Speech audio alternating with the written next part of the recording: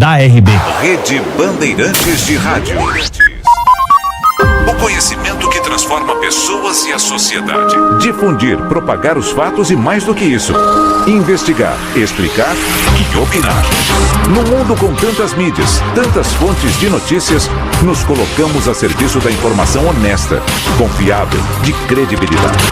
Somos a Rádio Bandeirantes. Priorizamos o que é relevante, valorizamos as diferenças, transmitimos informação e temos opinião. Bandeirantes. Rádio Bandeirantes. A Rádio Bandeirantes Campinas é multiplataforma e você pode ouvi-la em qualquer lugar. No rádio AM 1170 e no FM 85,7. Nos aplicativos para celular, na Alexa. Alexa, ouvir Rádio Bandeirantes Campinas. Em nosso site, radiobandeirantescampinas.com.br. Notícia, esporte, opinião com credibilidade. Rádio Bandeirantes, fechada com você, fechada com a verdade. Você está ouvindo o Rádio Bandeirantes Campinas, ZYK 569, FM faixa estendida 85,7 e AM 1170. E também Rádio Bandeirantes Ribeirão Preto, ZYK 640, FM faixa estendida 85,3. Rádio Bandeirantes, fechada com você, fechada com a verdade. Rádio Bandeirantes. Fechada com você. Fechada com a verdade.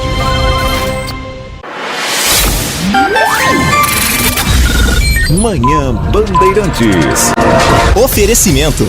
Recap, Sindicato dos Postos de Combustíveis de Campinas e Região. Acesse recap.org.br. 10 horas da manhã, 1 minuto. Muito bom dia a você que está na Rádio Bandeirantes Campinas, que até agora ficou na companhia do Jornal Gente. De volta amanhã, às 8 horas da manhã, também na tela do Band News TV. E a partir de agora vai saber o que é destaque também na nossa região. Nós vamos juntos até às 11h30 da manhã. Eu sou o Heitor Fredo. Convido você a também participar conosco na manhã desta terça-feira, 8 de agosto de 2023, pelo nosso WhatsApp 97102-1493, 97102-1493.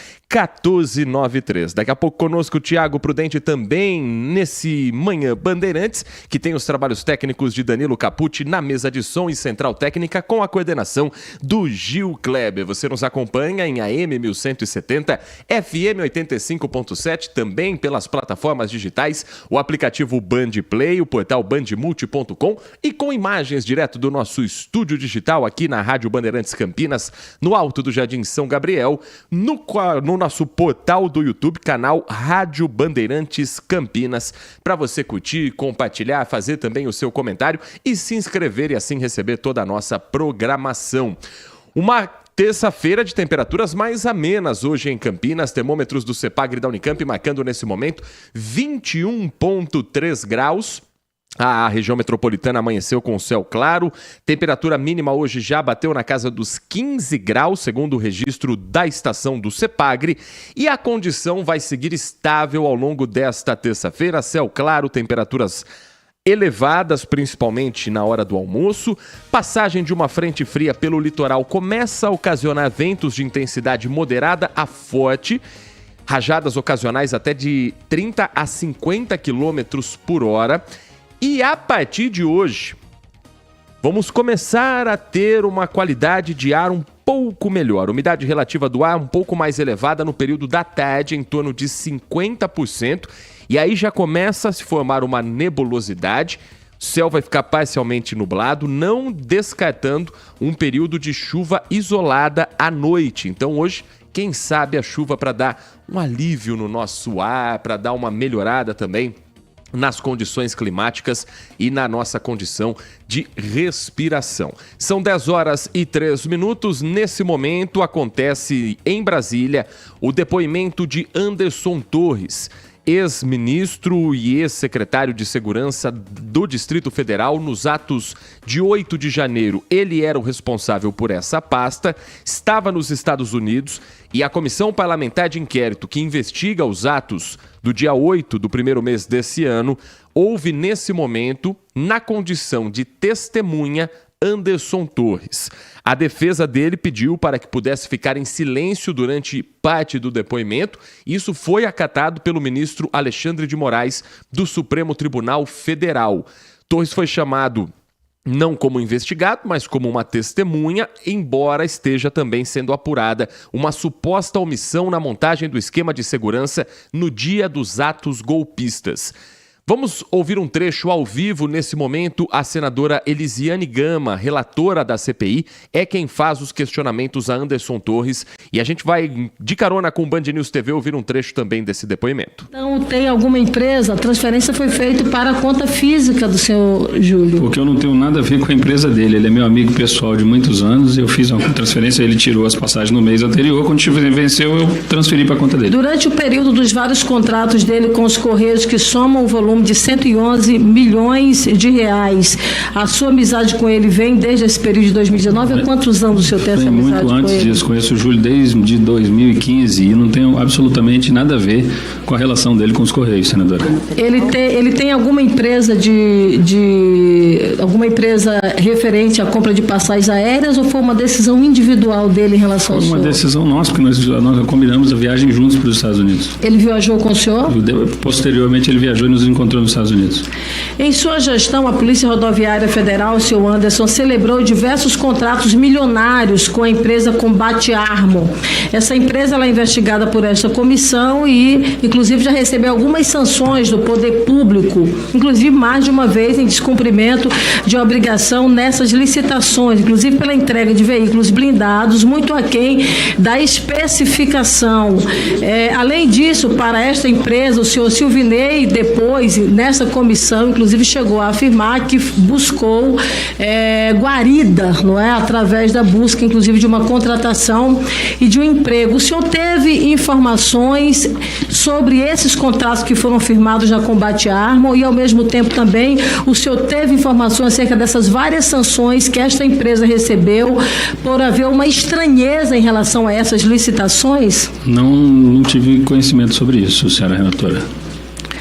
O senhor não teve nenhum contato e não conhece ninguém ligado a Combate Armo? Ninguém. Ao mesmo tempo, em relação a essas várias contratações, inclusive dessas contratações da Combate Armo, ela faz apenas uma das aquisições do valor de 30 milhões de reais, que representam uma parte expressiva do orçamento da Polícia Rodoviária Federal e de caveirões blindados, muitos deles, inclusive, que sequer foram utilizados. O senhor não chegou a obter informações acerca dessas várias compras que foram adquiridas? Senadora, a Polícia Rodoviária Federal tinha autonomia nas compras e nas necessidades da instituição. Eu não me envolvia com isso. Isso foi feito provavelmente pela Polícia Rodoviária Federal e não pelo Ministério da Justiça. A Polícia Rodoviária Federal integra o Ministério da Justiça. E veja, um outro dado estranho. Através de análise de transações bancárias da Combate Armo, foram detectados pagamentos da ordem de R$36 mil em 2023 à empresa Lopes... Quinta série está meio agoniada. 8 de janeiro, com um dos depoimentos. A senadora Elisiane Gama se referindo aos colegas senadores e deputados em alvoroço com as perguntas feitas até agora e com a frase quinta série está um pouco alvoroçada. Porque as perguntas direcionadas até agora a Anderson Torres foram de dois temas. Quando ela fala sobre a Combate Armo, é por conta de uma reportagem que foi publicada na revista Fórum e também é alvo de investigação, que apontaria que Silvinei Vasques, ex-policial rodoviário federal, considerado o 02 de Anderson Torres, ele seria, juntamente com outro militar também pertencente a esse grupo, comandante de uma empresa ligada a um grupo trumpista que invadiu o Capitólio. Réu por levantar bloqueios para impedir que eleitores de Lula votassem, o ex-diretor-geral da Polícia Rodoviária Federal, Silvinei Vasques, teria assumido a vice-presidência da Combate Armo, que é a empresa citada pela relatora, que tem mais de 35 milhões de reais em contratos assinados com a instituição durante o governo Bolsonaro. Sobre o outro tema citado antes, ela questionava a respeito de Júlio. Ela estava se referindo a Júlio Danilo, que já foi ouvido pela Comissão Parlamentar de Inquérito dos Atos Antidemocráticos, ex-secretário de Segurança do Distrito Federal, que na ocasião contou que o sucessor, o ex-ministro da Justiça Anderson Torres, formalizou um convite para que ele ficasse na secretaria, o que teria sido recusado por Júlio Danilo. Na CPI, Júlio, depois como convidado, e afirmou que Anderson Torres o chamou para uma conversa com o intuito de tentar fazer com que ele permanecesse na Secretaria de Segurança Pública. Ele, nesse primeiro momento, nega essa questão, já tendo uma contradição, portanto, entre dois dos depoentes. Por isso esse alvoroço também, principalmente dos deputados ligados ao governo anterior de Jair Bolsonaro. Agora, Anderson Torres está até aqui respondendo a todos os questionamentos. Ao lado dele está o advogado, que sempre vai ali assoprando no ouvido se ele deve ou não responder, mas até agora respondeu a todas as questões e fez também, inicialmente, uma apresentação dizendo que vai tentar passar o máximo de transparência, que respeita as instituições e respeita também todas as investigações em curso. Um panorama do trânsito nesse momento nas estradas que cortam a nossa região, e eu começo trazendo para você, ouvinte da Rádio Bandeirantes, informação de um acidente registrado na rodovia Santos Dumont, trecho que passa pela cidade de Indaiatuba, e é na pista sentido Salto. Quem está saindo de Indaiatuba para Salto, para Itu, cidades em que há o prolongamento da SP-075, uma colisão lateral entre uma carreta e um veículo de passeio foi registrada por volta de 6 horas da manhã, mas ainda há reflexos no local. Teve capotamento sobre a via, isso acabou fechando uma das faixas. Nesse momento, o caminhão está no gramado central, o veículo também está... O caminhão está no acostamento já, atualiza a produção aqui para mim a informação, mas o caminhão que teve menos danos, ele não atrapalha o trânsito nesse momento. O carro acabou indo parar no canteiro central e há o trabalho da concessionária agora para a sinalização da pista, mas isso não gera até aqui trânsito nesse trecho. Ainda assim, importante dobrar a atenção no quilômetro 57 da Santos Dumont, pista sentido Salto, para quem está em Indaiatuba. 2 vítimas leves foram resgatadas para a unidade de pronto atendimento da cidade de Indaiatuba. As 2 eram ocupantes do carro de passeio, do veículo pequeno. Do caminhão, não há registro de pessoas feridas. Na rodovia Anhanguera, são 2 os trechos de lentidão nesse momento, na pista sentido capital. Um deles, no trecho que passa por Jundiaí, entre os quilômetros 61 e 60, e na chegada à cidade de São Paulo, 3 quilômetros no esquema para e anda o motorista, reflexo do congestionamento nas marginais. Na rodovia dos Bandeirantes, o cenário não é diferente. Há lentidão também no trecho de Jundiaí, embora agora o trânsito já esteja fluindo um pouco melhor, e na chegada à cidade de São Paulo, entre o quilômetro 18 e o quilômetro 13, o motorista vai precisar ter um pouco mais de paciência. No trecho da rodovia Dom Pedro I, o trânsito vai fluindo bem, mas com lentidão na chegada à pista de quem está saindo da rodovia Anhanguera ou da rodovia dos Bandeirantes, porque hoje acontece novamente um trecho de interdição para a troca do asfalto, a substituição, recuperação do pavimento, no quilômetro 8 do anel viário. É um pouco à frente da entrada de Valinhos e um pouco à frente também da entrada do Jardim São Gabriel. A concessionária realiza a operação Fluidez para melhorar as condições do trânsito por ali, mas os reflexos são sentidos em pelo menos 2 quilômetros pelos motoristas que estão neste momento na pista. Se você for acessar a rodovia Dom Pedro, uma das opções, uma das alternativas é seguir pela rodovia Anhanguera e fazer a entrada pelo quilômetro 144 da Dom Pedro, próximo ao trecho da entrada da cidade de Campinas, pela região da Vila Padre Anchieta. 10h13, tem operação da Polícia Federal em andamento. Já que falamos das estradas, o foco hoje é a chamada pirataria do asfalto.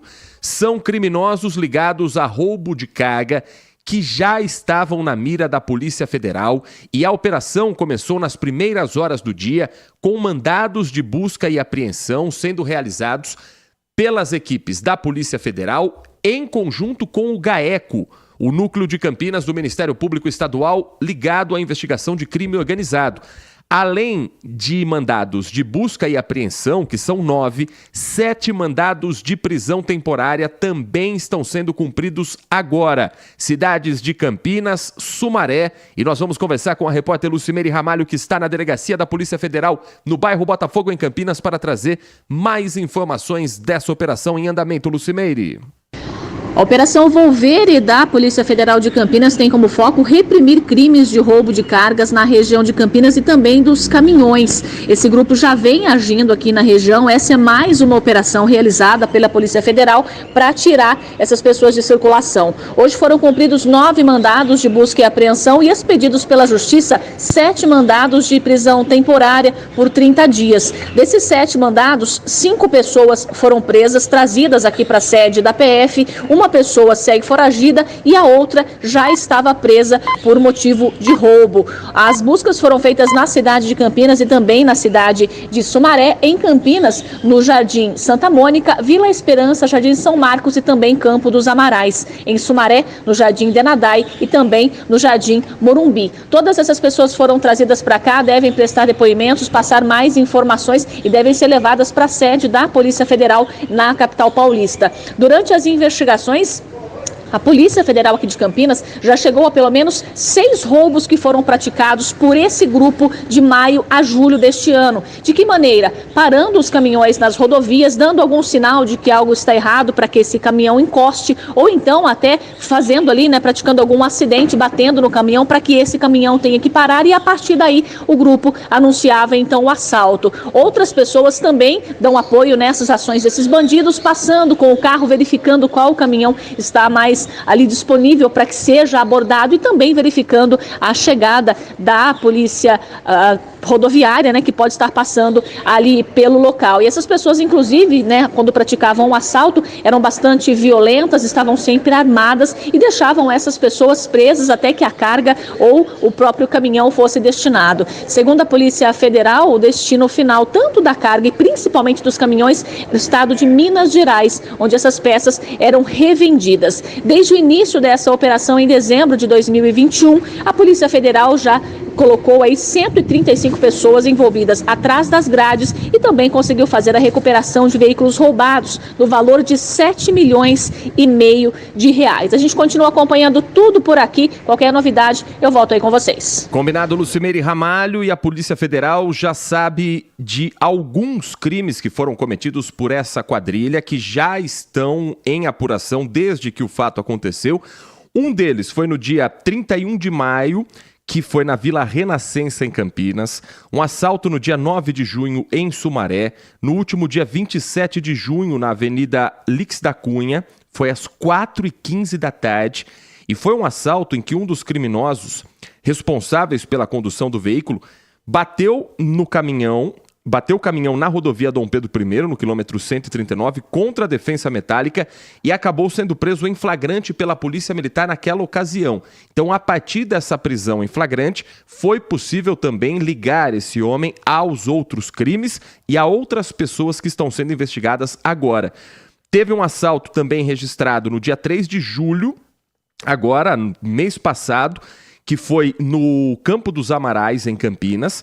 No dia 6 de julho, também nessa mesma região, nos Campos dos Amarais, na cidade de Campinas. Então, esses são alguns dos crimes, mas são dezenas, segundo a Polícia Federal e segundo o Ministério Público Estadual, de assaltos semelhantes que estão na mira dos investigadores.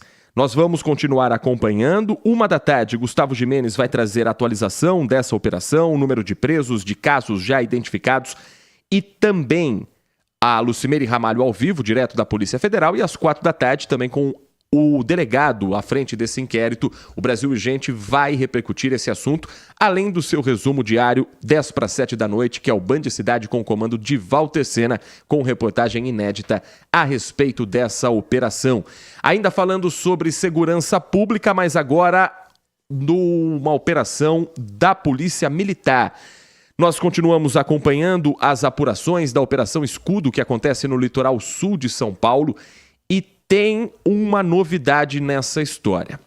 Dos 16 casos que terminaram com mortes, segundo a Polícia Militar, por confronto com suspeitos fortemente armados. Já se tem a informação de que os policiais militares, em 6 dessas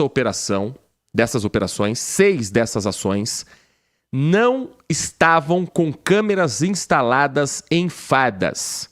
Operação deflagrada após a morte de um soldado da Rota no Guarujá, litoral paulista. O governador Tarcísio de Freitas promete manter a ação por pelo menos um mês e ainda não se tem todas as imagens dos outros 10 casos em que se tem a confirmação de que os policiais estavam com as chamadas bodycams, as câmeras acopladas ao uniforme. Quem traz informações desses dados e uma atualização das últimas horas da operação no litoral de São Paulo é o repórter César Cavalcante. As últimas informações da Secretaria de Segurança Pública dão conta, então, que foram encontradas 10 equipes com bodycams, com as câmeras que ficam acopladas aos coletes. E dessas 10 câmeras, 7 imagens já foram enviadas ao Ministério Público, que abriu um procedimento de investigação criminal justamente para investigar essas mortes que ocorreram aí no curso da Operação Escudo. Segundo também a Secretaria, foram 500 quilos de drogas apreendidos em 10 dias de operação, sendo que 21 quilos de pasta base de cocaína. E daí isso representa um grande prejuízo para o crime organizado. R$1,5 milhão de prejuízo. É o valor que eles lucrariam com o envio dessa droga para a Europa. Até o momento também, segundo a Secretaria, houve a prisão de 181 pessoas, apreensão de 22 armas, entre elas fuzis e também pistolas. Além disso, 5 viaturas foram alvos dos criminosos que responderam, tentaram responder pelo menos a esta operação e seguem 4 policiais feridos ainda. 600 participam dessa operação que, como você bem disse, não tem hora para acabar. E o Ministério Público ontem fez a denúncia contra os envolvidos na morte do soldado Patrick Reis, a morte dele que era da Rota, e desencadeou toda essa operação. Eu vou pegar um trecho rapidinho aqui, fala que eles tinham uma estrutura bastante organizada para o cometimento de crimes ali no Morro São Bento, onde aconteceu tudo isso, e eles construíram tendas para descansar, dormir, preparar e acondicionar drogas que seriam destinadas à reposição da biqueira. Então, esses acusados, incluindo o Erickson, acusado de ter atirado, eles tinham toda essa organização no Morro São Bento e, segundo a polícia e a investigação, eles foram os responsáveis pela morte do soldado Patrick. Ainda não há um pronunciamento por parte do governo do estado, por parte do governador Tarcísio de Freitas, sobre essa última informação de que 6 das ações que terminaram em morte não foram registradas pelas câmeras acopladas ao uniforme. As outras 10 imagens já encaminhadas às autoridades que vão investigar se houve ou não abuso em cada uma dessas ações da Polícia Militar do Estado de São Paulo. Denúncias continuam sendo feitas tanto para a ouvidoria da PM quanto também para o Ministério Público e a Corregedoria da Polícia Militar. 10 horas da manhã, 22 minutos. Nosso Manhã Bandeirantes vai para um rápido intervalo e na volta tem mais destaques do mundo político e também econômico do Brasil. Vem aí a nova moeda virtual. O que é que muda? Por que ela existe? Qual a forma de dar garantia a quem faz transações? A gente vai trazer informação logo depois do intervalo.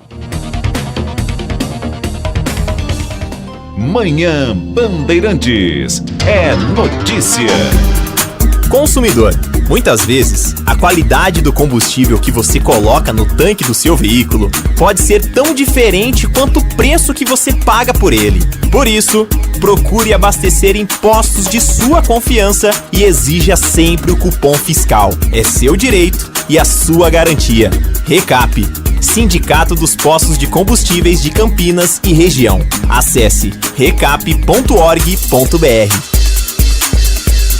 A Rádio Bandeirantes Campinas é multiplataforma e você pode ouvi-la em qualquer lugar. No rádio AM 1170 e no FM 85,7. Nos aplicativos para celular, na Alexa. Alexa, ouvir Rádio Bandeirantes Campinas. Em nosso site, radiobandeirantescampinas.com.br. Notícia, esporte, opinião com credibilidade. Rádio Bandeirantes, fechada com você, fechada com a verdade.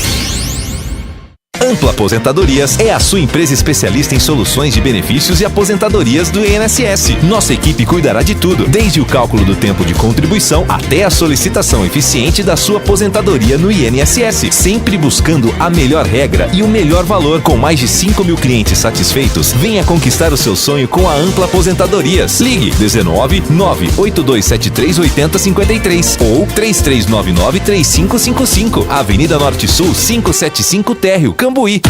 Agora, News Drops com o Henrique do Vale, direto da Flórida. E os motoristas do estado do Oregon agora podem colocar gasolina nos seus carros como a maioria dos estados americanos, depois que o estado suspendeu uma proibição que datava de 1951. Vigor imediatamente, deixando o estado de Nova Jersey como o único estado aqui nos Estados Unidos onde os clientes dos postos de gasolina não podem colocar gasolina nos seus próprios carros. O requisito de serviço completo tem sido historicamente um tópico controverso, tanto em Oregon quanto em Nova Jersey, com razões apresentadas para manter o antigo mandato, desde a segurança de líquidos inflamáveis até a preservação dos empregos dos atendentes de postos de gasolina. A nova lei, no entanto, não elimina completamente o serviço completo nos 16 condados mais populosos do estado de Oregon. Ela exige que não mais da metade das bombas em qualquer posto de gasolina seja de autoatendimento e que pelo menos um funcionário do posto de gasolina nessas comunidades esteja sempre disponível o tempo todo para bombear, no caso, a gasolina.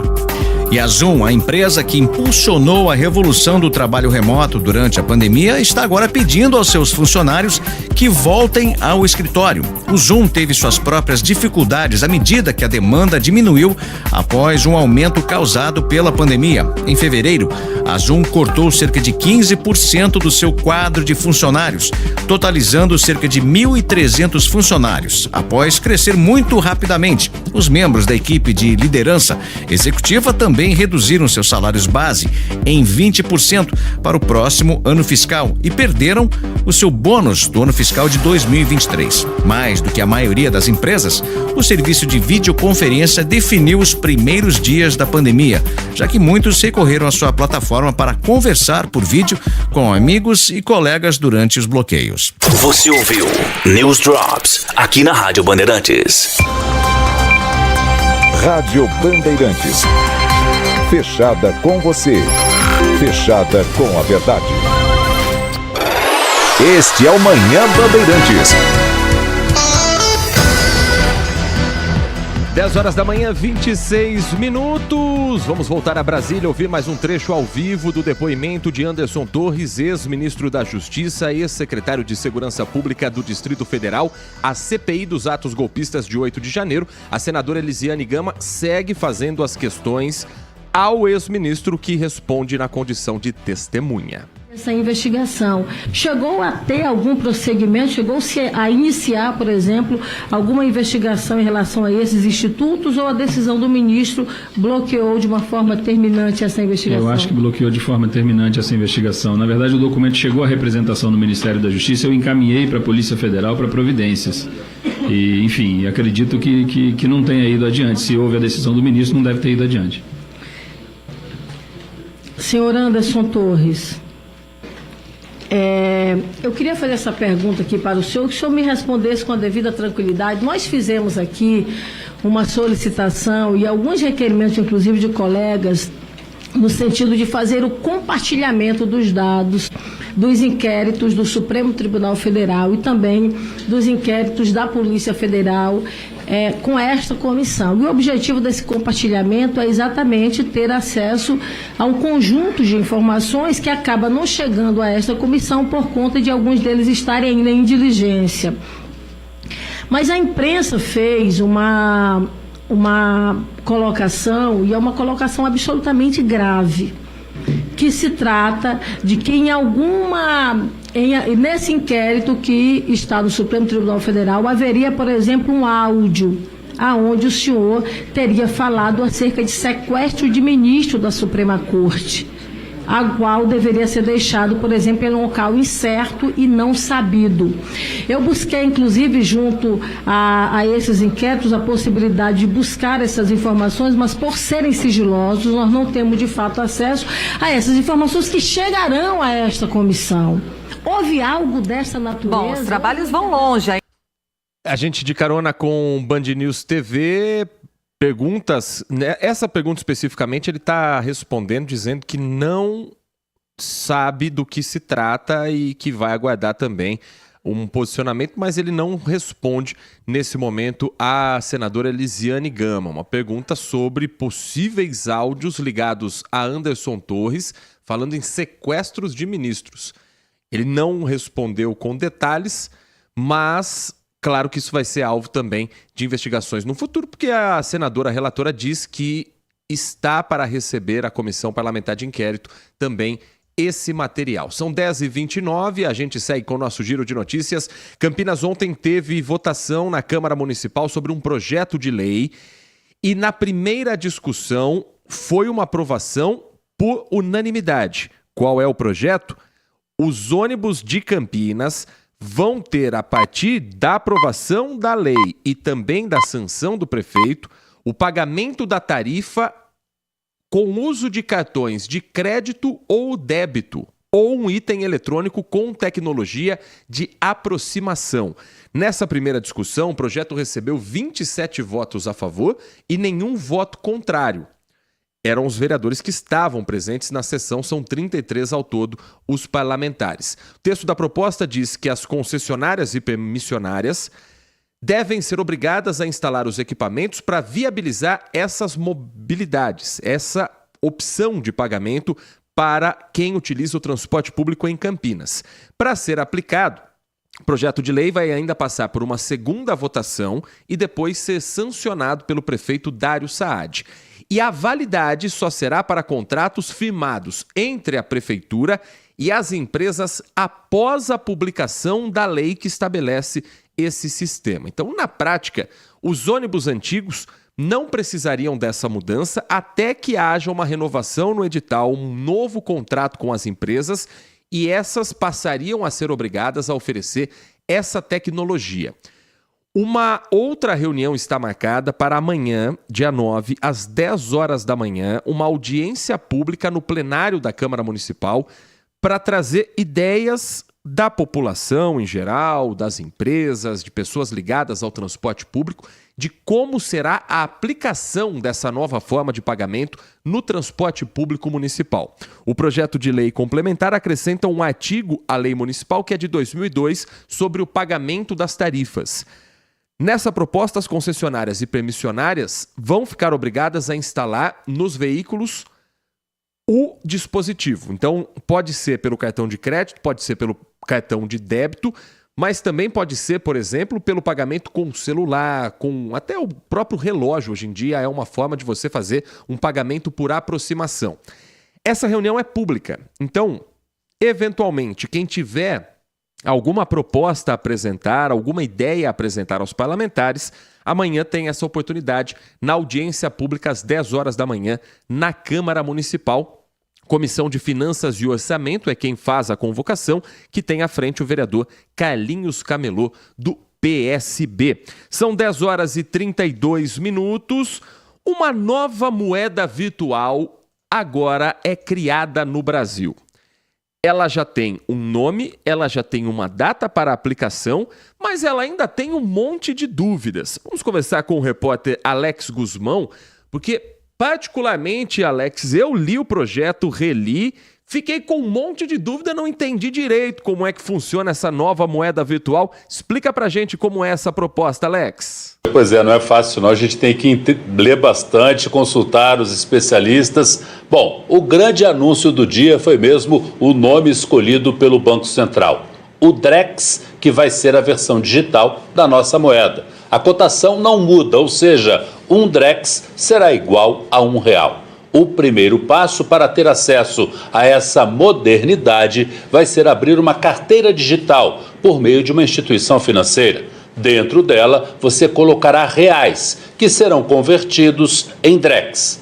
Os especialistas dizem que a grande vantagem são as transações mais seguras. A venda de um carro, por exemplo. Por meio de contratos inteligentes, o comprador envia o dinheiro assim como o vendedor encaminha o documento do veículo. Essa ferramenta cruza as informações e a operação é concluída com segurança. O Banco Central ainda vai detalhar o funcionamento do sistema, que deve estar disponível para o público no final do ano que vem. O real digital poderá ser usado também para investimentos, contratação de seguros e pagamento de impostos. Como as operações serão mais rápidas e fáceis, haverá uma queda nos custos, o que pode beneficiar os clientes. O Drex passará por um projeto piloto com 16 instituições financeiras. É só esperar. Eu volto com vocês. Obrigado, Alex. Drex vem da sigla com D de digital, R de real, E de eletrônica e o X passa a ideia de modernidade e de conexão, além de repetir a última letra do Pix, sistema de transferência instantâneo criado em 2020. Quem gostava muito do X no final das suas empresas era o Ike Batista, né? E também Elon Musk parece ir para o mesmo caminho. Mas essa é a definição e essa é a escolha do nome. D de digital, R de real, o E de eletrônico e o X, só para fazer uma graça, é o que significa o Drex, a nova moeda digital, que, olha, ainda não ficou muito claro não qual a diferença do Drex, por que usar o Drex e não fazer o Pix. Cada R$1 vai valer um Drex, então a moeda digital ela tem exatamente o mesmo valor, a paridade da moeda já em circulação do país. É uma moeda de atacado, não de varejo, como está sendo anunciado pelo Banco Central. Não será acessado diretamente pelos correntistas, mas por meio de carteiras virtuais atreladas a uma instituição de pagamento. Então, o banco ou correspondente bancário é quem vai ter o controle dessa moeda digital. O cliente vai depositar nessa carteira o valor em dinheiro, em real, e depois a transação já passa a ser feita via Drex pelo banco. Na prática, o Drex funciona como um primo do Pix, mas com diferentes finalidades e escalas de valores. Enquanto o Pix obedece a um limite de segurança e é usado na maior parte das vezes pelas transações comerciais, no comércio, no dia a dia, pequenos comerciantes, por exemplo, ganharam muito com a possibilidade do Pix. O Drex pode ser usado para comprar imóveis, para comprar veículos, para comprar títulos públicos, para as grandes transações. Então, acho que na nossa realidade do dia a dia, talvez o Drex continue sendo algo desconhecido. O Pix continua sendo a forma mais fácil de ter esse controle do quanto a gente tem na conta e dessas transações que são feitas num menor valor. Agora, o Pix, que tem o seu valor e tem também uma facilidade muito boa para o comércio, também despertou na criminalidade os chamados golpes do Pix. Então, essa nova moeda, ao estar associada diretamente às agências bancárias, às instituições financeiras, de certa forma teria mais segurança, porque o controle que a gente passa a ter é apenas de depositar para essa instituição.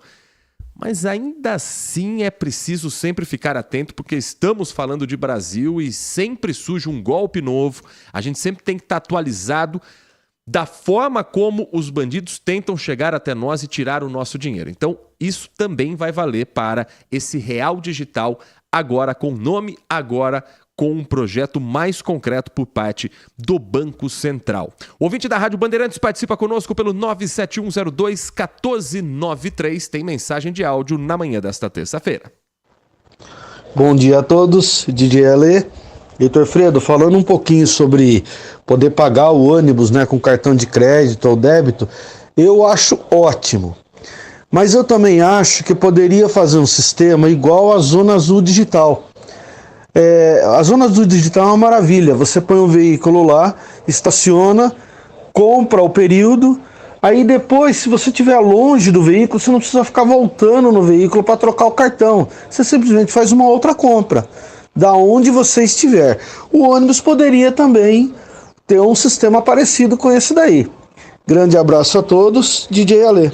O mais próximo que chega, né, DJ Ale, é o bilhete único, em que você tem a recarga com a possibilidade de fazer pensando no mês inteiro, planejando para o número de viagens que você faça, mas uma vez estando dentro do ônibus, para fazer a passagem para outro veículo, para fazer o transbordo, o bilhete único tem que estar carregado. Então, a sugestão seria aí esse carregamento de um ônibus para o outro dentro do próprio veículo. A facilitação é sempre importante. Uma preocupação que se tem é quanto à conexão, por exemplo, de internet em determinadas regiões que a gente sabe, mais afastadas do centro, que tem mais dificuldade para ter o acesso a uma rede que vai precisar estar funcionando muito bem dentro do ônibus. Uma vez extinto o cargo do cobrador, isso também é uma forma de diminuir a sobrecarga para o motorista que não precisa ficar recebendo a passagem, já que com o próprio cartão de débito ou crédito, o passageiro pode ter ali o acesso facilitado. Mas a operação tem que ser com qualidade, tem que ser com conexão forte de internet e que dê agilidade para não formar uma fila enorme e atrasar ainda mais a vida de quem depende do transporte público e às vezes perde um tempo precioso por conta da catraca, por conta da falta de informação para os passageiros, falta de informação sobre o pagamento dessa passagem, que hoje é feita também via QR Code. E aí quem tem que ter a internet é o próprio usuário do transporte público e não necessariamente o ônibus, não necessariamente o equipamento na catraca.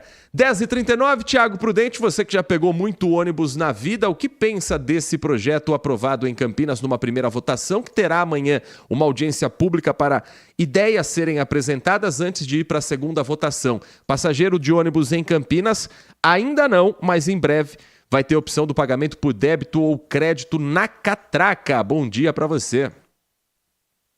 Bom dia, Heitor, aos ouvintes da Rádio Bandeirantes. Hoje um pouquinho mais tarde aqui no programa, mas estamos aqui, né? Então, Heitor, acho que é uma proposta que coloca Campinas a par de outras cidades do Brasil que já implantam isso, né? Esse sistema já está em teste, por exemplo, aqui na capital paulista, em outras cidades brasileiras, e é importante sim, porque no mundo conectado, onde a gente consegue pagar hoje pelo celular, não precisa nem mais do cartão, ter essas opções de pagamento no transporte coletivo é muito importante. Então, a cidade, que é o polo tecnológico aqui na América do Sul, infelizmente é uma das mais atrasadas quando a gente fala de tecnologia. E eu estou falando isso pelo seguinte: quando se fala de tecnologia nas políticas públicas. Vou pegar um exemplo claro aqui. Até o ano passado, a Zona Azul em Campinas era no papel. Foi digitalizada esse ano aqui em Campinas, ou no fim do ano passado, se eu não estou enganado, da data correta. E essa questão aí do pagamento do bilhete único, né, da passagem de ônibus com cartão de crédito e débito, é uma coisa que é inimaginável estar sendo aprovada agora, o que demonstra que a cidade precisa se conectar com as suas universidades e com seus polos tecnológicos, para que as tecnologias desenvolvidas em Campinas sejam primeiro utilizadas em Campinas para colocar Campinas na vanguarda realmente, né? Pelo menos eu já ampliei o comentário aqui, mas é essa sensação que eu tenho, que Campinas sempre fica atrás na tecnologia que ela mesma desenvolve na sua terra, e isso precisa mudar, e a prefeitura tem um papel central nessa mudança, né, Heitor? 10h42, o Manhã Bandeirantes vai para mais um intervalo rápido, tem informação também durante o nosso intervalo, e na volta a gente vai girar as informações. Continuamos acompanhando o depoimento de Anderson Torres na CPI dos atos golpistas de 8 de janeiro. Tem novidade eleitoral na capital paulista, reuniões importantes acontecendo para definir quem serão os principais nomes nas urnas, e eleição em São Paulo tem um aspecto nacional. A gente vai falar sobre isso também depois do intervalo.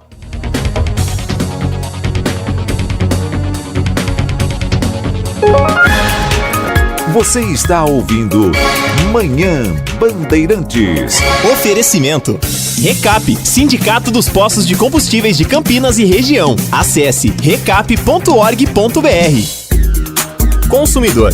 Muitas vezes, a qualidade do combustível que você coloca no tanque do seu veículo pode ser tão diferente quanto o preço que você paga por ele. Por isso, procure abastecer em postos de sua confiança e exija sempre o cupom fiscal. É seu direito e a sua garantia. Recap, Sindicato dos Postos de Combustíveis de Campinas e Região. Acesse recap.org.br. Os principais campeonatos de futebol estão na Rádio Bandeirantes Campinas, no AM 1170, na nova faixa do FM 85.7, com o melhor som do rádio. Análise dos melhores lances. Quando erra no meio de campo ali, a defesa tá muito aberta. Os gols. Os comentários. Fabinho conseguiu subir, tocou de cabeça. Com a equipe esportiva mais premiada do interior paulista. Ouça também nas plataformas digitais, no YouTube, no site, nos aplicativos Rádio Bandeirantes Campinas, Band Rádios, Band Play e na Alexa. Sintonize e acompanhe tudo sobre Guarani e Ponte Preta. Futebol é com a Bandeirantes. Além do melhor chopp e dos melhores lanches, o Giovanetti traz para você excelentes vinhos com preços especiais. Temos importação própria de rótulos para você levar para casa ou apreciar em nossas unidades. Venha conferir. Giovanetti, tradicionalmente o melhor. Agora, notícias da hora com as notícias locais, nacionais e internacionais direto da redação da Rádio Bandeirantes. O sistema de transferências instantâneas do Banco Central, o Pix, bateu um novo recorde na última sexta-feira. Pela primeira vez, a modalidade superou a marca de 140 milhões em transações em 24 horas. Somente na última sexta-feira, mais de 142 milhões de transferências via Pix foram feitas por usuários finais. A alta demanda não comprometeu o funcionamento do Pix. Segundo o BC, os sistemas funcionaram com estabilidade ao longo de todo o dia, apesar do fluxo intenso. Você ouviu Notícias da Hora, aqui na Rádio Bandeirantes. Rádio Bandeirantes. Fechada com você. Fechada com a verdade. Este é o Manhã Bandeirantes.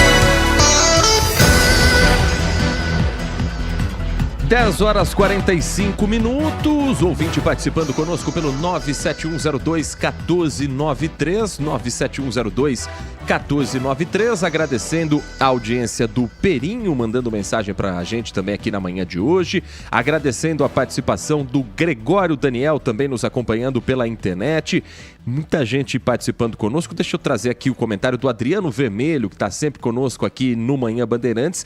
Ele escreve: sei que tudo que se fala de um lado será usado como crítica pelo outro. Exemplo, as declarações do governador de Minas, que podem ser consideradas só opiniões pessoais fortes, mas que foram mal executadas sem o cacuete do politiquês.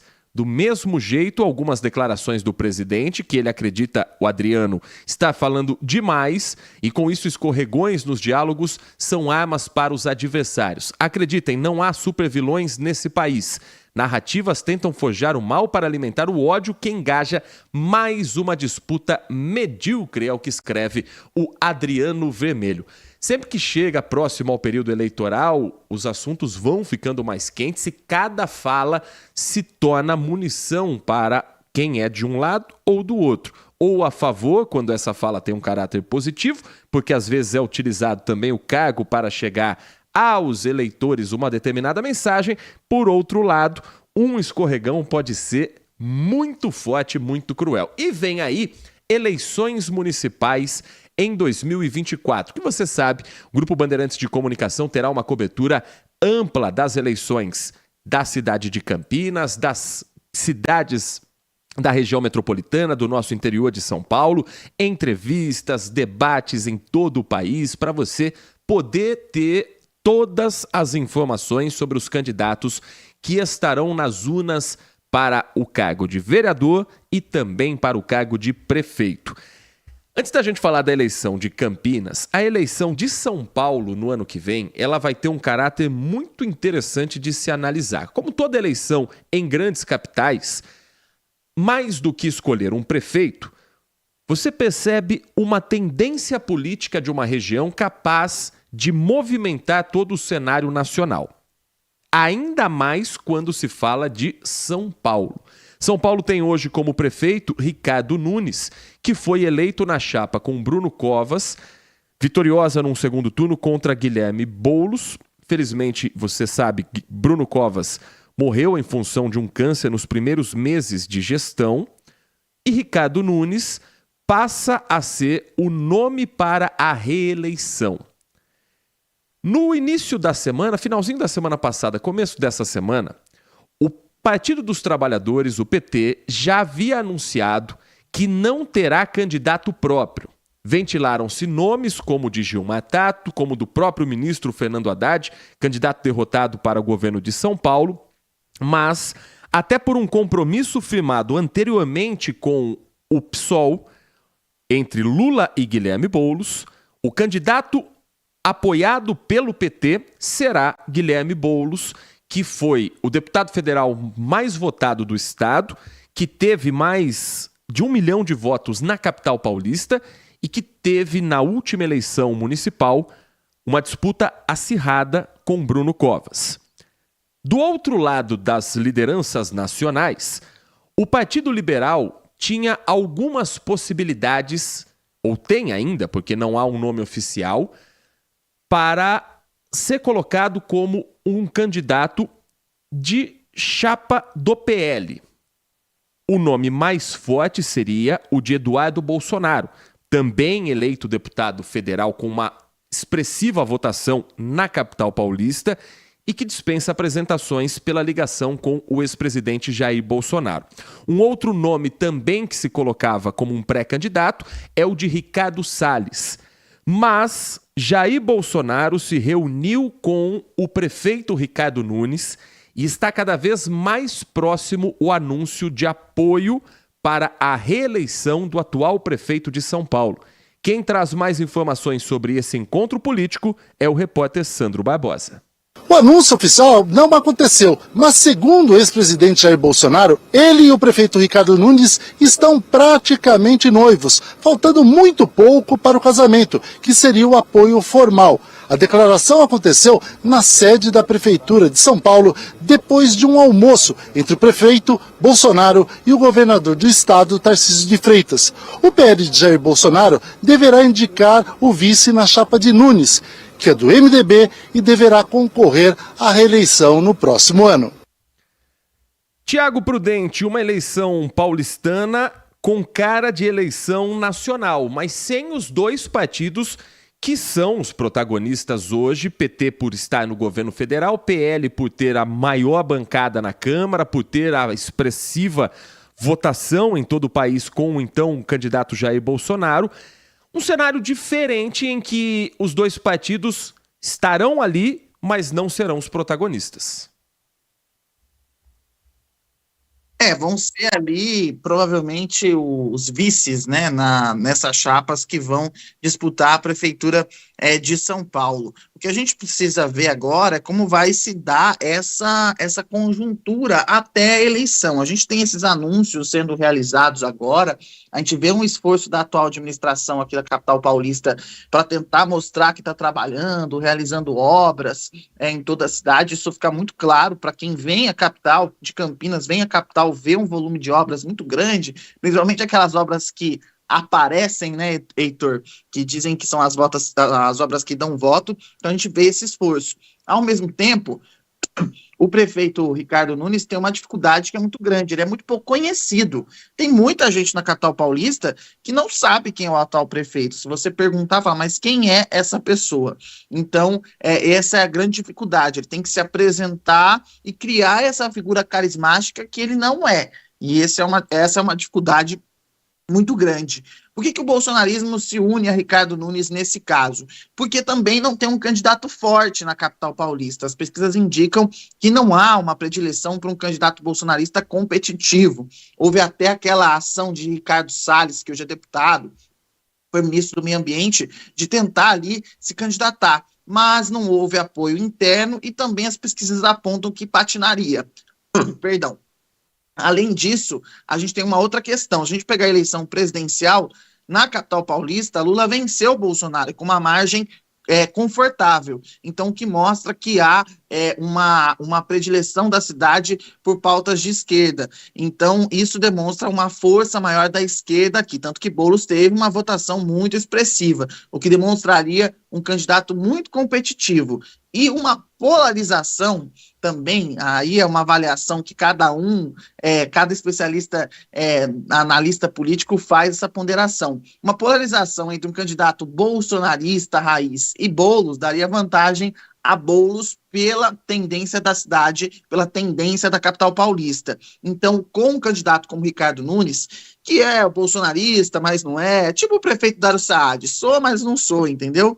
Então, conseguiria atrair esse centro e conseguir levar a eleição. A gente vai ter a disputa da máquina contra um candidato da esquerda que vem, e essa é a esquerda, não é aquela esquerda, como vou dizer, o PT que é esquerda, mas tem os seus laços ali com o centro e faz as suas alianças. A gente está falando de uma chapa que vem do PSOL, então a gente tem aí um cenário bem curioso na capital paulista, mas provavelmente, se for Ricardo Nunes e Boulos, eu acho que a tendência de uma polarização forte pode diminuir no sentido ideológico. A gente vai ter aí dois campos, mas aquela briga ideológica talvez fique em segundo plano e realmente a cidade seja discutida, né, Heitor? Então, talvez a estratégia do bolsonarismo, pelo menos o que eu vejo é essa, que um candidato puro, bolsonarista raiz, talvez daria mais vantagem a Boulos do que um político pragmático como é Ricardo Nunes. Não seria a primeira vez, não será a primeira vez que um prefeito que não foi eleito, mas foi democraticamente colocado ali como vice e depois assumiu o cargo, se candidata à reeleição. Gilberto Kassab teve um cenário muito parecido com esse de Ricardo Nunes. Era mais conhecido, porque Kassab já era um deputado federal, mas longe de ser uma figura que, se andasse, por exemplo, pela Avenida Paulista, seria parada a todos os instantes. Diferente de quando ele era candidato a vice e, na ocasião, o prefeito que foi eleito era José Serra, uma figura muito mais conhecida, muito mais de renome nacional. Kassab entrou como vice, Serra deixa o cargo na ocasião para ser candidato e depois eleito governador de São Paulo, e Kassab consegue a reeleição numa disputa com Marta Suplicy, que já havia sido prefeita. Naquele momento, havia uma rejeição de parte do eleitorado a Marta, que fez uma gestão que não foi totalmente aprovada, tanto que ela pede a eleição seguinte para José Serra. Então, havia um pé atrás do paulistano que, em parte, não gostou da gestão de Marta Suplicy. No caso de Guilherme Boulos, ele nunca foi prefeito, ele nunca ocupou um cargo executivo. A rejeição, teoricamente, seria a liderança dele no movimento dos trabalhadores sem teto, que afasta uma parte do eleitorado, mas essa eu acho que é uma parte que Boulos não vai conseguir cativar, mesmo que faça um plano de gestão para a cidade de São Paulo, que é uma questão mais ideológica, e o fato do PSOL nunca ter governado uma cidade do porte de São Paulo como prefeito. E aí o PT, como vice, daria talvez essa imagem de que, olha, aqui nós vamos também participar da gestão com a experiência que o partido já tem na administração não só de São Paulo, mas de outras grandes cidades. Agora, existem as alternativas também que estão sendo colocadas em jogo. Mais à direita, Kim Kataguiri, pelo União Brasil, deputado federal que já está no segundo mandato, que ganhou uma projeção em função do MBL, o Movimento Brasil Livre, durante o processo de impeachment de Dilma Rousseff. E um pouco mais à esquerda, Tabata Amaral, do PSB, que também está no segundo mandato como deputada federal, estaria conversando com o PSDB para tentar filiar Tabata, e aí já não é tão à esquerda, é mais centrão, mas a Tabata, ela fleta muito com o centro, mais até do que com a esquerda. É uma crítica que ela recebe, inclusive, de parte do eleitorado mais à esquerda do país.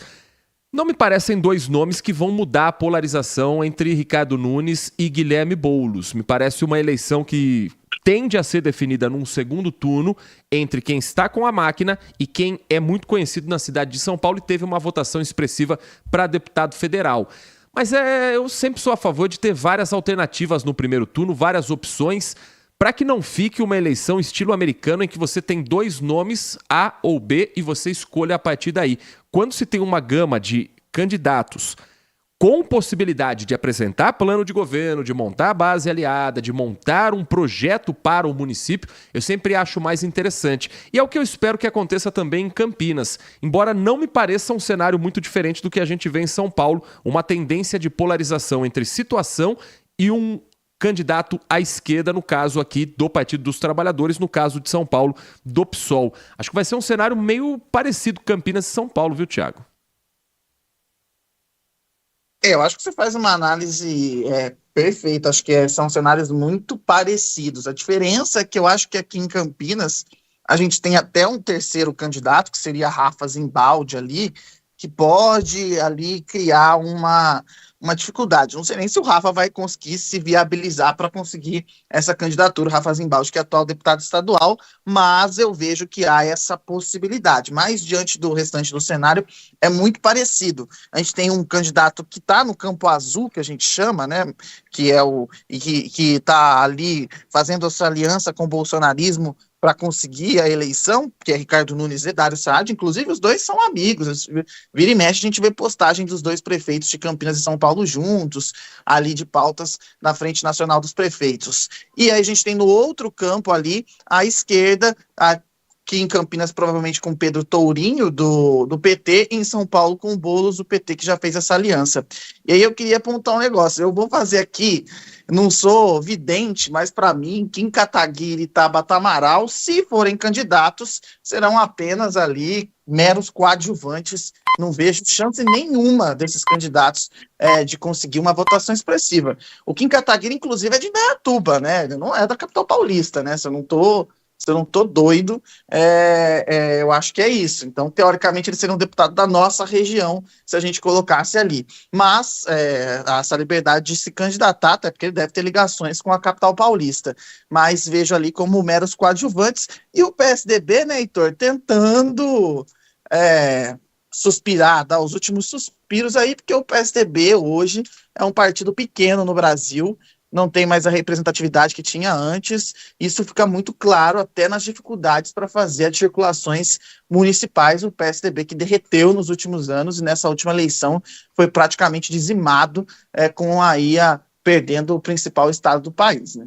Kim Kataguiri é de Salto, cidade vizinha a Indaiatuba, próximo aqui a Campinas. Ele nasceu em 1996, tem 27 anos, seria de longe o prefeito mais novo da cidade de São Paulo, se o nome for para frente, porque também há uma discussão dentro do União Brasil se não será mais natural o caminho para uma aliança com o atual prefeito Ricardo Nunes. Não sei nem se é o nome mais forte do União Brasil, Kim Kataguiri, mas ele se coloca nessa posição e ele tem uma votação expressiva a ponto de poder colocar o nome dele para jogo. Se vai ser o nome na urna, aí é um outro cenário, uma outra situação. O Marco Silva Bedin, nosso ouvinte direto da cidade de Hortolândia, escreve que na próxima eleição o PT vai ter os candidatos a prefeitos aliados nas cidades e que vai ter poucos candidatos próprios. O gasto vai ser menor, mas o PT continuaria com isso também no cenário político nacional. O nosso ouvinte, o José Rodrigues, primeiro faz uma brincadeira com o Bolsonaro, que sempre fala em namoro, sempre fala em noivado com os amigos políticos, e brincadeiras à parte, até que enfim, o PT dando sinais de que abrirá mão de uma candidatura, abrindo espaço para um partido aliado. Verdadeiramente, o mundo não gira, ele capota, é a opinião do nosso ouvinte, o José Rodrigues. Você também participa conosco pelo 97102-1493. Um personagem da política... Diga, Thiago. Vou concordar com o nosso ouvinte aí, o PT abrindo mão de uma candidatura, isso aí é inédito. Se confirmar a candidatura do Boulos, olha, uma nova era que se inicia.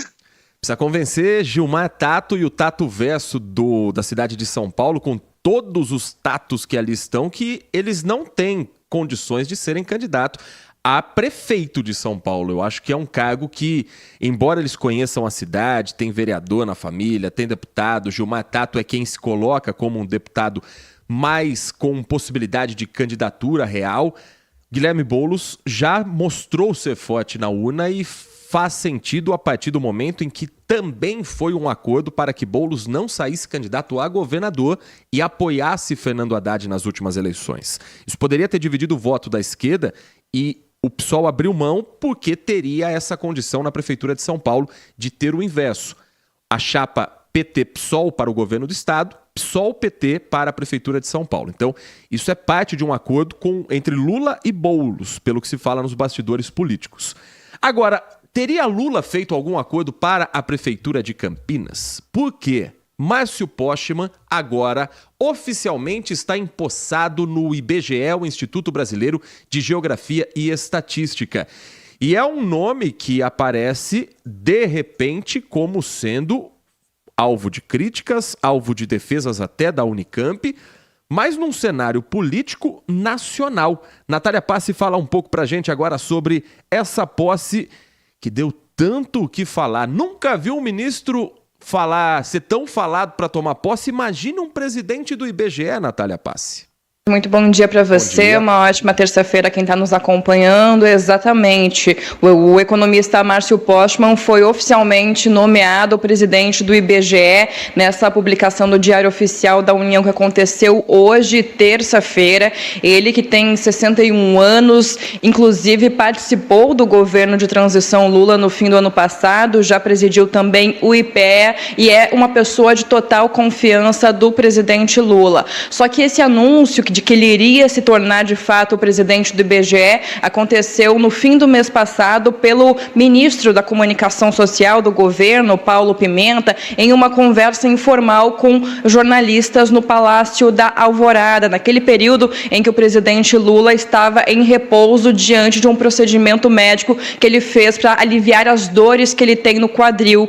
E, inclusive, esse anúncio que fez Paulo Pimenta a jornalistas acabou criando esse ruído interno no governo, esse mal-estar no governo, porque a ministra do Planejamento, Simone Tebet, disse que não tinha sido avisada que esse anúncio aconteceria dessa maneira, que ela apenas sabia que seria uma indicação de uma pessoa de confiança do presidente Lula, não sabia de fato que seria o nome de Postman o indicado e nem que essa indicação, então essa confirmação partiria do ministro Paulo Pimenta nessa conversa no Palácio da Alvorada no fim do ano passado. E por que tudo isso? Porque o IBGE, de fato, é ligado ao ministério comandado pela ministra Simone Tebet. Logo na sequência, a ministra ela afirmou também a jornalistas aqui em Brasília que iria conversar com o Postman, que, de fato, naquele momento ela teria sido pega de surpresa, mas que ela foi atrás daquela informação com os ministros do governo, inclusive com o ministro das Relações Institucionais, Alexandre Padilha, e que eles confirmaram essa indicação, então, essa confirmação do nome de Postman para conduzir, então, para comandar o IBGE. Naquele momento ainda faltava a nomeação que saiu hoje, também faltava a data da posse, falta ainda a data da posse de Postman para de fato comandar o IBGE. Naquele momento, então, Simone Tebet disse isso, mas buscou também se encontrar com Postman. Os dois se encontraram em São Paulo e agora a expectativa é do início dos trabalhos de Postman, que é um homem de total confiança de Lula, inclusive presidiu o Instituto Lula enquanto o petista esteve preso. Obrigado, Natália Passi, falando sobre a posse de Márcio Postman no IBGE, agora oficialmente à frente do Instituto Brasileiro de Geografia e Estatística. Vamos fazer um exercício aqui, Tiago Prudente. Se Lula enfiou, entre aspas, goela abaixo, Márcio Postman dentro de um ministério sem consultar Simone Tebet, se ele disser para o Partido dos Trabalhadores que Márcio Postman é o nome dele para a Prefeitura de Campinas, quem vai convencer o presidente de que Pedro Torinho é mais competitivo, embora isso pareça meio óbvio? Aí você me pegou, né? Porque eu acho muito difícil alguém convencer o presidente Lula do contrário. Mas eu acho que Márcio Postman não aceitaria disputar novamente a Prefeitura de Campinas. Porque, assim, vamos ser sinceros, né, Heitor? Márcio Postman não tem chance nenhuma. E aqui eu não estou fazendo, eu estou fazendo exercício de futurologia, afirmando que ele não tem chance nenhuma diante do desempenho fraco de Márcio Postman nas últimas eleições de Campinas.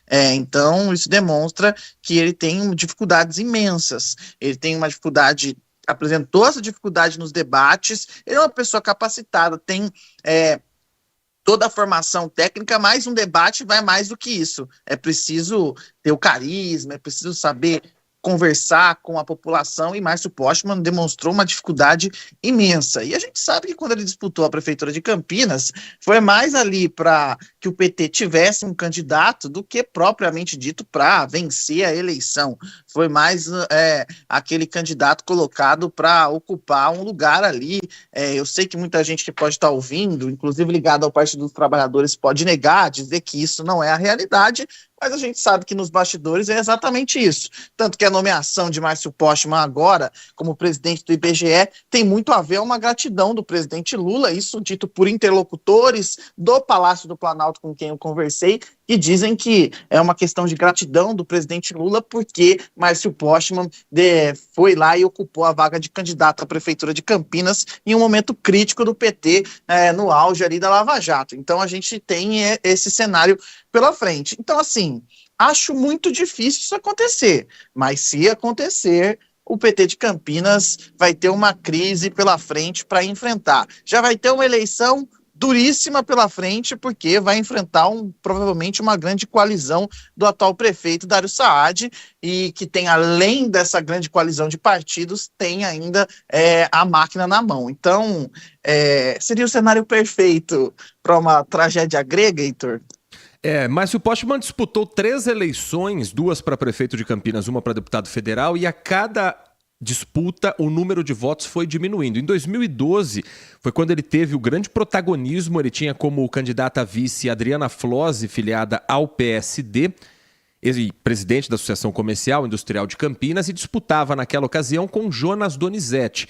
No primeiro turno, Márcio Postman teve 28,6% dos votos contra 47,6% de Jonas. Então faltou pouco para Jonas definir em 2012 a eleição no primeiro turno. E aí no segundo turno, Márcio Postman recebeu pouco mais de 231 mil votos. Foi expressiva a votação, ele conseguiu ir para o segundo turno. Na eleição de 2016, em que Jonas foi eleito no primeiro turno, Márcio Postman ficou em terceiro, atrás de Arthur Orsi, do PSD, que na ocasião não fez a coligação com o PT. Diferente de 2012, em que a vice era do PSD, em 2016, o partido optou por uma candidatura própria e Arthur Orsi ficou à frente. Foram 74 mil votos, então cai de 231 para pouco mais de 74 mil votos. Em 2018, ele foi candidato a deputado federal e obteve 53 mil votos, pouco mais de 53, e não todos só da cidade de Campinas.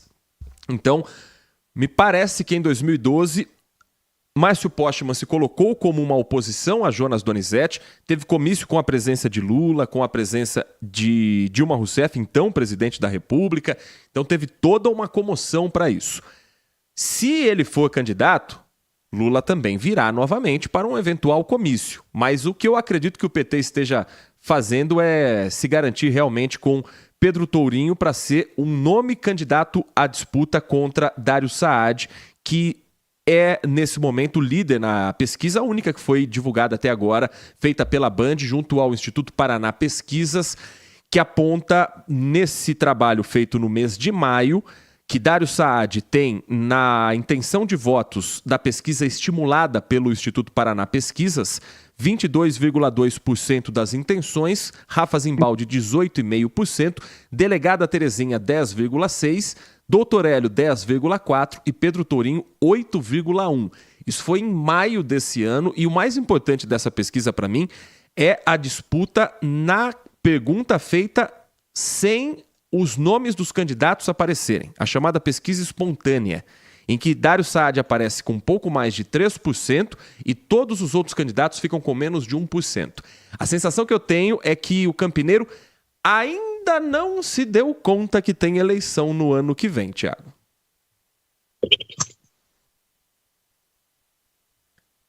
Tiago já deixou agora para se candidatar a... Achei que você tinha ido lançar sua candidatura. Não, tá tentando desmutar o microfone aqui. Às vezes a tecnologia nos atrapalha. Às vezes eu pareço alguém que não nasceu nessa era, e aí eu fico um pouco perdido aqui. Desculpa aos ouvintes aí e ao Heitor, mas às vezes eu tenho uma dificuldade aqui. Mas é o seguinte, eu acho que é basicamente isso, né? A gente tem aí...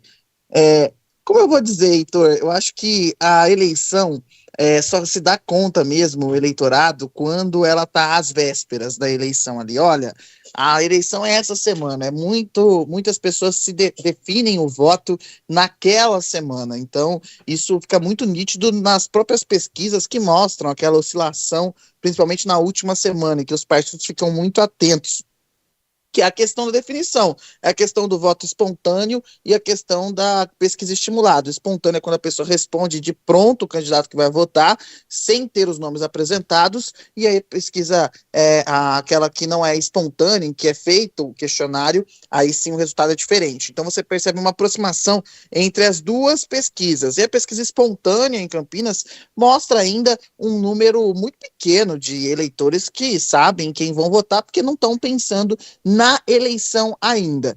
E nesse ponto, geralmente o candidato que é candidato à reeleição tem uma vantagem, porque ele é o atual prefeito, o nome dele está todo dia na mídia, está aparecendo o tempo todo, então acaba influenciando também o voto de quem está indefinido ou o voto de quem quer manter, gosta de uma estabilidade. Por que eu digo isso? Geralmente, uma administração regular é reeleita no Brasil. Dificilmente uma administração que não é regular ali não é reeleita. Se for boa, então tem essa vantagem ainda maior. E tem um detalhe, né? Campinas reelegeu nas últimas 2 vezes que teve reeleição, Dr. Hélio, em 2010, se eu não estou enganado, 2010 ou 2008, Heitor, me corrija se eu estiver errado, 2008, foi reeleito com mais de 70% dos votos. Em 2012, Jonas Donizete foi eleito pela primeira vez, foi reeleito em 2016, também ali em primeiro turno, com uma margem também, acho que próxima de 70%. Então, que mostra que Campinas tem uma tendência de reeleger os seus prefeitos, pelo menos foi assim nas últimas 2 décadas. Vamos ver se isso vai se confirmar agora na abertura dessa década com a reeleição do prefeito Dário Saad. Mas se seguir a tendência e o cenário atual, a chance de reeleição, e eu estou fazendo uma avaliação pelo cenário, é bem grande para o atual prefeito. 11h15, mensagem chegando pelo nosso WhatsApp 971021493. Bom dia, aqui é Everson Maciel de Ribeirão. Essa indicação do Portman aí para o IBGE, acho que tem 2 características, né? A primeira característica do PT de sempre colocar companheirada para ganhar um dinheirinho, mamar um dinheirinho das tetas do Brasil, do governo. E talvez IBGE, de repente, uma controladinha aqui e ali em algum dado, né? Mas o principal é isso, dar ocupação, dar cargo, dar dinheiro para esse pessoal que é tão inútil que não consegue nem se eleger, porque o povo rejeita ele, né? Mas aí vem o papai Lula e consegue encaixar ele em algum canto. Isso com vários, né? De Jean Williams até, o Pimentas da vida e tudo lá falando, uma galera, é uma turma. Como é que fala? A carreta furacão, é a carreta furacão gigantesca. É isso aí, a gente só tem que pagar a conta e ficar quietinho. Opinião do ouvinte da Rádio Bandeirantes. Nós vamos para um rápido intervalo aqui no Manhã Bandeirantes e na volta o presidente Lula aprovou um método de tratamento que está gerando uma polêmica enorme. Para muitos, um dos grandes erros de Lula nesses primeiros meses de governo. Nós vamos explicar que método é esse e como isso vem sendo recebido pelo mundo da medicina, da farmácia, da área de saúde pública como um todo, logo depois do intervalo. Manhã Bandeirantes é prestação de serviço. Consumidor, muitas vezes a qualidade do combustível que você coloca no tanque do seu veículo pode ser tão diferente quanto o preço que você paga por ele. Por isso, procure abastecer em postos de sua confiança e exija sempre o cupom fiscal. É seu direito e a sua garantia. Recap, Sindicato dos Postos de Combustíveis de Campinas e Região. Acesse recap.org.br. Nossa área, a opinião dos nossos craques sobre tudo de Guarani e Ponte Preta e dos times da região. Carlos Henrique e a melhor e mais premiada equipe esportiva do interior paulista. De segunda a sexta, das 11h30 ao meio-dia. Siga e assista no nosso YouTube, Rádio Bandeirantes Campinas. Ouça no AM 1170, no FM 85,7 e nos aplicativos de celular. Rádio Bandeirantes, fechada com você, fechada com a verdade. 7 Expo 2023. Visite o maior evento de tecnologia e negócios de mídia e entretenimento da América Latina. Venha conferir os lançamentos das principais marcas do Brasil e do mundo e debater o futuro do setor com especialistas. Uma imersão nas inovações e tendências do mercado. 7 Expo 2023, de 7 a 10 de agosto em São Paulo. Inscreva-se 7expo.com.br. Rádio Bandeirantes. Fechada com você. Fechada com a verdade. Este é o Manhã Bandeirantes. E atenção, 11h18, uma informação urgente de um acidente registrado agora há pouco na rodovia Dom Pedro, que provoca 5 quilômetros de congestionamento e um atendimento a 2 vítimas graves. Um engavetamento com 6 veículos no quilômetro 114 na pista norte, sentido rodovia Anhanguera, trecho da Dom Pedro que passa por Valinhos. Interdição é total da via neste momento. Corpo de bombeiros, ambulâncias do SAMU de Valinhos, helicóptero Águia da Polícia Militar e equipes de resgate da concessionária estão agora no atendimento às vítimas e, por isso, prioridade total para o resgate de 10 pessoas que se feriram. 2 em estado grave, são 2 caminhoneiros que estão, nesse momento, sendo atendidos por essas equipes médicas. São 4 vítimas consideradas leves, que estavam em carros de passeio, e 4 pessoas que não tiveram ferimentos, também estavam em carros de passeio. A concessionária removeu uma das vítimas em estado grave e o SAMU removeu 3 das 4 vítimas leves, ambas levadas nesse instante para a Santa Casa de Valinhos. No momento, ainda há o atendimento a uma vítima grave. Os médicos que estão junto com a equipe do SAMU e com o helicóptero Águia da Polícia Militar fazem esse atendimento agora e, por isso, pista fechada. Se você está na Dom Pedro nesse momento, já sente os reflexos do trânsito, a explicação é essa. Um engavetamento com 10 vítimas. Se você está a caminho da Dom Pedro e conseguir encontrar uma rota alternativa nesse momento, faça esse desvio. São 5 quilômetros contando, porque não há ainda uma previsão para a liberação desse trecho. Quilômetro 114, onde o acidente aconteceu, trecho de Valinhos, e são muitos os relatos também nas redes sociais de motoristas que já estão há um tempo parado, porque esse acidente foi há cerca de 30 minutos, cerca de meia hora atrás, e os reflexos estão sendo sentidos ainda nesse momento na rodovia Dom Pedro I. 11 horas da manhã mais 21 minutos, o presidente Luiz Inácio Lula da Silva sancionou a lei que autoriza a terapia com ozônio como tratamento complementar. O texto que foi publicado na edição de ontem do Diário Oficial da União determina que a terapia deva ser realizada por profissional de saúde com nível superior e inscrito no Conselho de Fiscalização, o que não diminui a polêmica a respeito da ozonioterapia. Quem traz mais informações pra gente a partir de agora é a repórter Thalita Almeida. Pois não, Thalita? Falar de ozonioterapia é também relembrar as polêmicas aí que esse tipo de tratamento gerou durante a pandemia. A gente sabe que naquela época eram discutidas alternativas de tratamento à Covid e a ozonioterapia foi inclusive uma dessas pautas levantadas. Vale lembrar que o prefeito de Itajaí chegou a autorizar a ozonioterapia no município para as pessoas que tinham Covid, mas naquela época não tinha nenhuma comprovação de eficácia.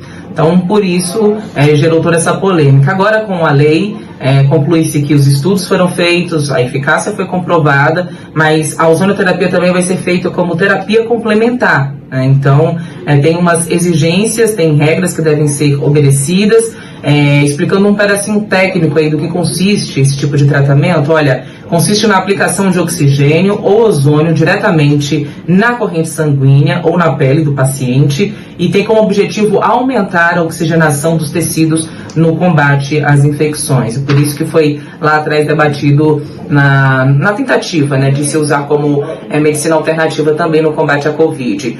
E quem for se submeter a esse tipo de tratamento deve ficar atento também a outras exigências. O profissional que vai fazer a ozonioterapia, ele precisa ser um profissional de nível superior, deve ser inscrito no Conselho de Fiscalização e o aparelho que será utilizado para essa aplicação, esse aparelho também deve ser autorizado pela Anvisa. Então é uma terapia complementar, mas que, claro, quando a gente fala de saúde, quando a gente fala, né, do combate a doenças, a gente tem que se atentar também a essas exigências que foram, inclusive, publicadas todas no Diário Oficial da União. E a gente vai acompanhar para saber como que será aplicado, como os profissionais vão se colocar, né, aptos a fazer esse tipo de procedimento, como as unidades clínicas também vão disponibilizar esse serviço ao cidadão. Mas é isso, é lei, já está valendo. Obrigado a repórter Thalita Almeida. Lei essa que gera muita polêmica. O Conselho Federal de Medicina em 2020, divulgou uma nota dizendo não reconhecer o tratamento de ozonioterapia para nenhuma doença, incluindo a Covid-19. Nos bastidores, o que se diz é que Lula foi orientado por médicos, por especialistas dentro da própria Anvisa a não aprovar um projeto de lei baseado em um tipo de tratamento que ainda não tem comprovação científica. E aí, Tiago Prudente, como fica a situação de um governo eleito com uma das bases da confiança na ciência em função do que foi o período de Bolsonaro em relação às vacinas, em relação a medicamentos sem eficácia que eram colocados como soluções para uma doença nova como a Covid-19, mas agora, uma vez no governo, Lula aprova um projeto de lei que os especialistas dizem que não faz o menor sentido pelo ponto de vista científico. É simples, Heitor. Como a gente fazia críticas a Bolsonaro quando ele defendia tratamento sem eficácia científica, é a mesma coisa quanto ao presidente Lula. Erra em sancionar esse projeto de lei. Se não há comprovação científica, não tem que ser aprovado.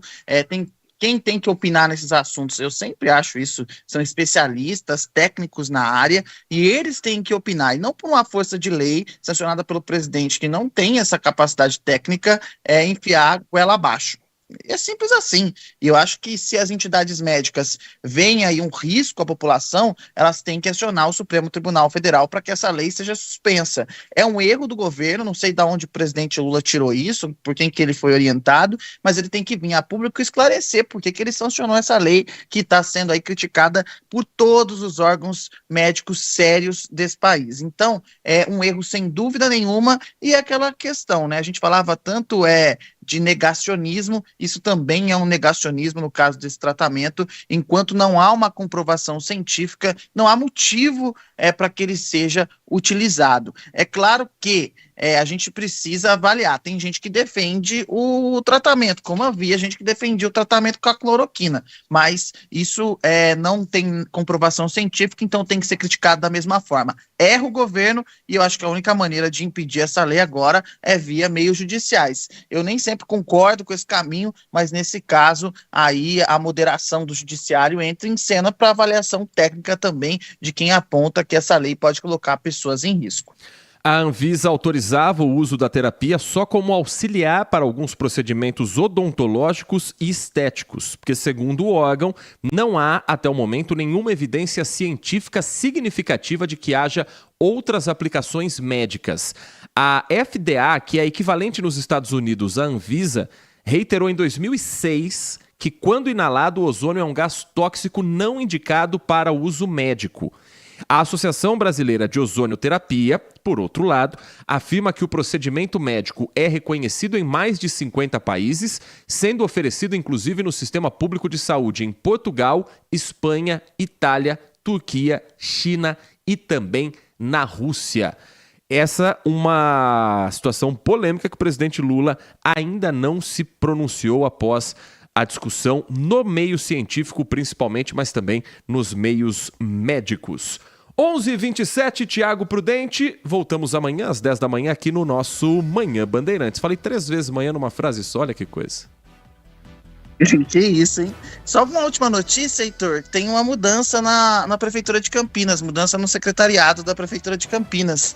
Mudança na Secretaria de Comunicação. Sai Luiz Guilherme Fabrini e entra Rose Guglielminetti, que já foi nossa colega aqui de Grupo Bandeirantes, é a nova secretária de Comunicação da Prefeitura de Campinas. Ela que é apontada como um nome técnico, porque não tem ligação com partidos políticos, e ali da cota pessoal do prefeito Dário Saad, então assume o nome técnico da Secretaria de Comunicação. Uma mudança ali que não muda o cenário político, não é uma adequação política, é uma questão técnica, mas fica aqui o registro, né, da mudança aí, que já foi nossa colega aqui de Grupo Bandeirantes, agora também aí no serviço público, lembrando que jornalistas também trabalham em outras áreas, né, Heitor? Não só na imprensa, de vez em quando a gente tá do outro lado do balcão, mas tem essa mudança aí na Secretaria de Comunicação da Prefeitura de Campinas. Jornalista experiente que a partir de agora vai ser também responsável pela comunicação oficial da Prefeitura de Campinas. Tiago Prudente, um grande abraço e até amanhã. Né? Agora ela tem que se preparar, porque agora é porrada atrás de porrada. Deixa de ser pedra e passa a ser vidraça, né? É parte também da profissão. Faz parte da profissão. Os ouvintes devem estar pensando, mas é assim mesmo, gente. Agora a gente continua criticando do mesmo jeito. Pode ser colega o que for, mas a gente continua criticando do mesmo jeito e cobrando, e a Secretaria de Comunicação respondendo. Bom, um abraço aos ouvintes. Já interrompi o Heitor 2 vezes hoje. Tchau pra vocês, até amanhã. A partir de agora, Carlos Henrique comanda o Nossa Área com os destaques esportivos. Final de semana tem bola rolando, hein? Os 2 times de Campinas pela Série B, os 2 com transmissão aqui na Rádio Bandeirantes. E o derby já tem data, hein? Sexta-feira, 9h30 da noite. Um grande abraço pra você e até amanhã.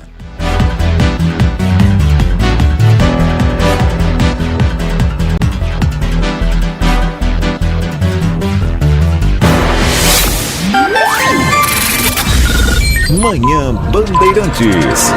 Oferecimento. Recap, Sindicato dos Postos de Combustíveis de Campinas e Região. Acesse recap.org.br. Siga a Rádio Bandeirantes Campinas também no